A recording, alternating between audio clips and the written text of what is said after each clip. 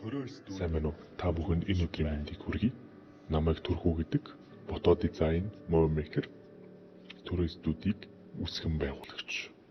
Залуучуудаа уриалга гаргая гэж өөрийн зүгээс бодлоо. Залуучууд маань сэрэг цаг болсон. Яаж хөгжих үү, яавал амжилтанд хүрэх үү, эхлүүлсэн зүйлээ орхиж болохгүй, тууштай тэмцэх гээд маш олон асуултууд үүнд оршиж байгаа. Боломжгүйгээс боломжтой зүйл бий болдог. Хинч биш байгаад өөрчлөгдсөн хүн байгаа. Тэд өөрсдөө ялан дийлсэн. Амжилтанд хүрэх хоёрхан зүйл байдаг. Нэгт гэр бүл, хоёрт өөрийн хичээл зүтгэл, тууштай хөдөлмөрч зан. Тиймээс та бүхэн хичээгээд л байх хэрэгтэй. Амьдрал баялаг. Уран бүтээлч, урлагт хайртай хинч надтай холбогдож болно. Зурган бичлэг мөн зургаа янзлуулж болно.